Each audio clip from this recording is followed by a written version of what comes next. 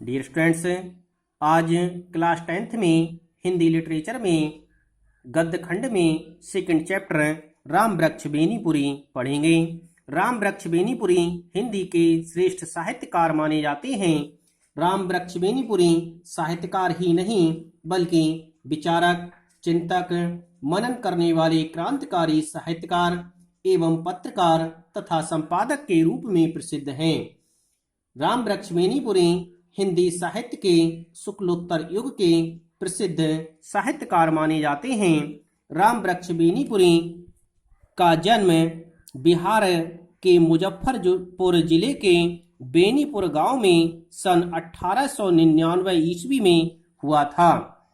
हिंदी के शुक्लोत्तर युग के प्रसिद्ध साहित्यकार का जन्म बिहार के मुजफ्फरपुर जिले में बेनीपुर गांव में सन 1899 ईस्वी में हुआ था।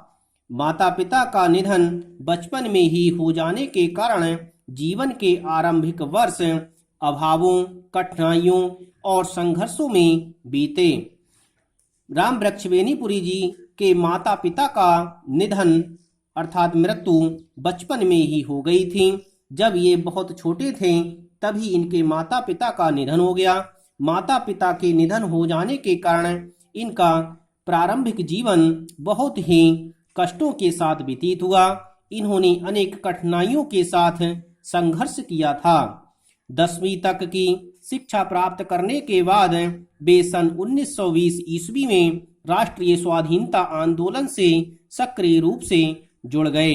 जब इन्होंने 10वीं की परीक्षा उत्तीर्ण कर ली, 10वीं की परीक्षा को उत्तीर्ण करने के बाद ये सन 1920 ईस्वी में राष्ट्रीय स्वाधीनता आंदोलन में भाग लेने के लिए उससे जुड़ गए। कई बार जेल भी गए। स्वाधीनता आंदोलन में भाग लेने के कारण ये कई बार जेल भी गए थे।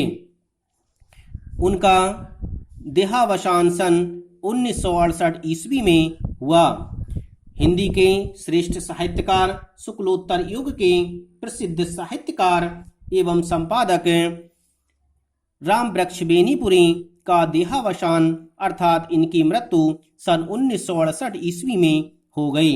इस तरह से ये हिंदी साहित्य का श्रेष्ठ साहित्यकार, सूर्य के समान चमकने वाला तारा हमेशा के लिए इस संसार से सन 1968 ईस्वी में विदा हो गया।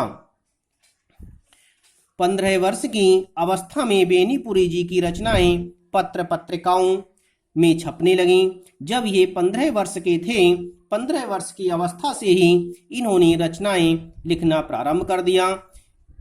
इन्होंने 15 वर्ष की अवस्था में ही अनेक पत्र पत्रिकाओं का संपादन करना प्रारंभ कर दिया। वे बेहद प्रतिभाशाली पत्रकार थे। ये बहुत ही प्रसिद्ध पत्रकार थे। उन्होंने अनेक दैनिक, साप्ताहिक एवं मासिक पत्र पत्रिकाओं का संपादन किया था।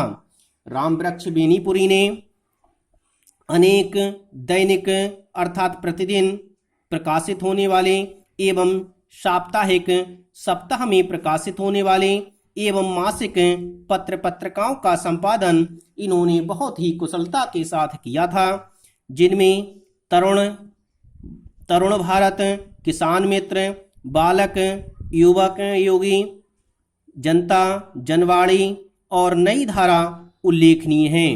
इन्होंने जिन पत्रिकाओं का संपादन बहुत ही कुशलता के साथ किया था वे पत्रिकाएं मुख्य हैं तरुण भारत, किसान मित्र, बालक, युवक, योगी, जनता, जनवाणी और नई धारा। यह पत्रिकाएं बहुत ही उल्लेखनीय हैं जिनका संपादक राम वृक्ष बेनीपुरी जी ने किया था।